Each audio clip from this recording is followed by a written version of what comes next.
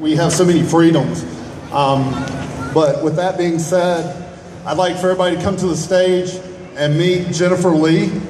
She took her time to come down from Washington, D.C., and she's going to talk to you about her bike called Mother's Love, which is a tribute to the survivors of breast cancer, the people that are fighting breast cancer today. I think we all know someone in that situation. So if you would, please take a moment, come to the stage, and meet my friend Jennifer Lee.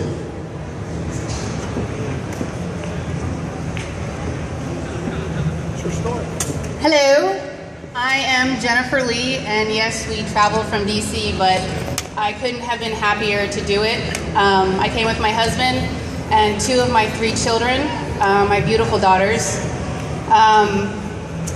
My bike, Mother's Love.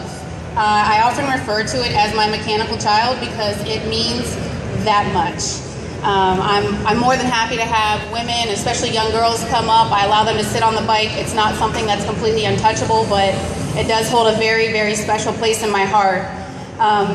When I was in 1st grade, my daddy came to school and picked me up on the back of his crotch rocket, and from then on it was game over. I knew I was gonna ride, and of course to his dismay, when I was 18 years old, he came to a gas station where he happened to see me on my own bike for the first time that I had been sneaking from my friend. And that's where kind of the obsession grew, but I always loved bikes. I always had supportive parents, especially my mother. My mother told me I could do anything. I could conquer anything. I could ace any test. She was at every softball game, every track meet. She was there when I, went to Girl Scouts for my brother, and every day I came home from school, I always had cookies or the smell of banana bread. That's just one of my favorite things I remember. 3 weeks before Christmas, I came home from school, and my mom sat me on the couch and said, "Hey, I got to talk to you about something." She got diagnosed with breast cancer. With my mom's attitude, no big deal. I got this. Something small, we're gonna take care of it, we're gonna handle it, and then we're gonna have a big party to celebrate when I beat this thing. I was like, hell yeah, let's do this. I'm party planning already, it's Christmas, woo! She does her chemo, she does her radiation, she gets sick. It breaks this strong, and I'm telling you strong. This woman was a black belt, 5 feet tall, and would scare the pants off of any man that came in her path.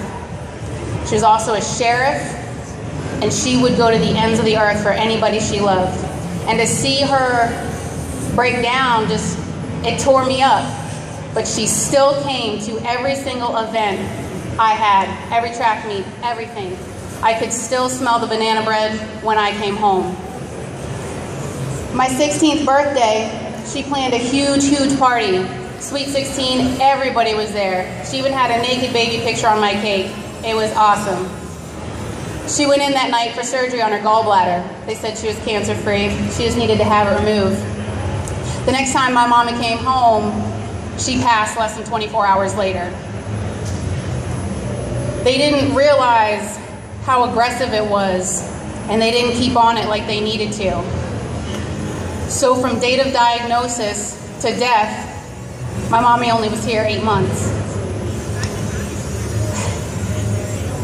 The day she left, worst day of my life, I held my mother in my arms, and I told her to leave because she tried to stay.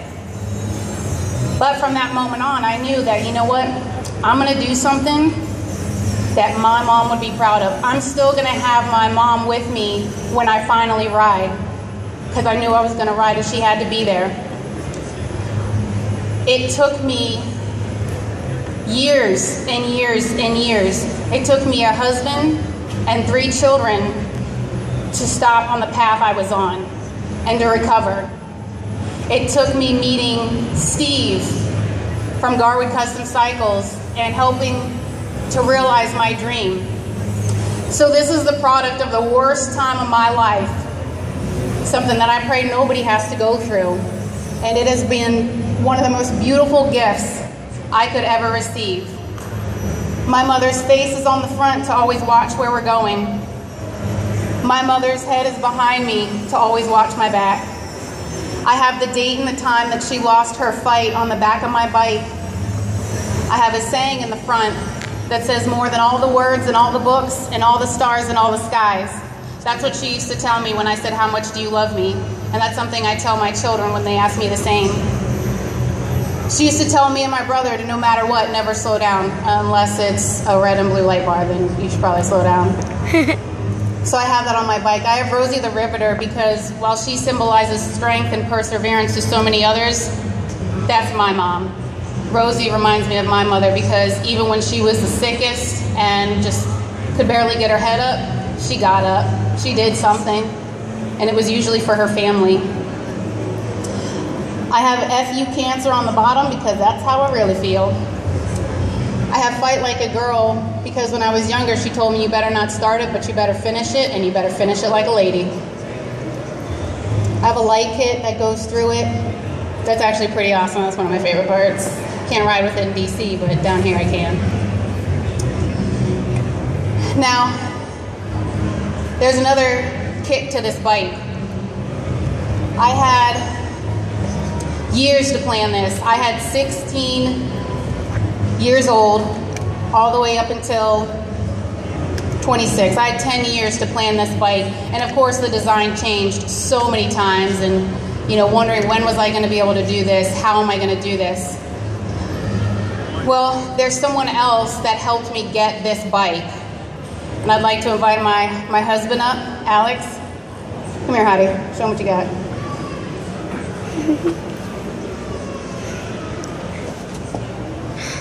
Thanks, babe. Without my husband, I never would have had this bike, ever.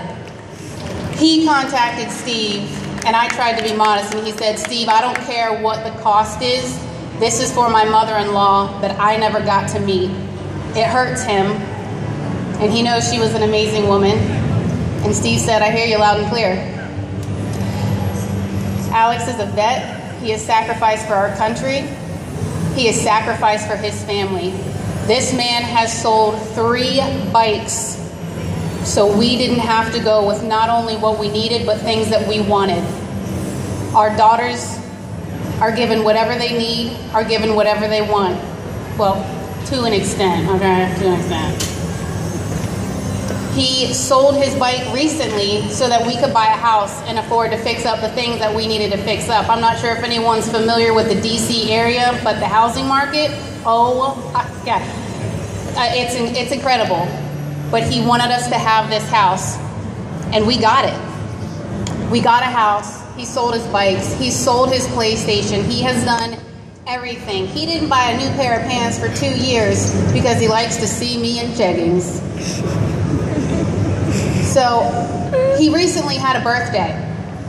He recently hit his dirty 30.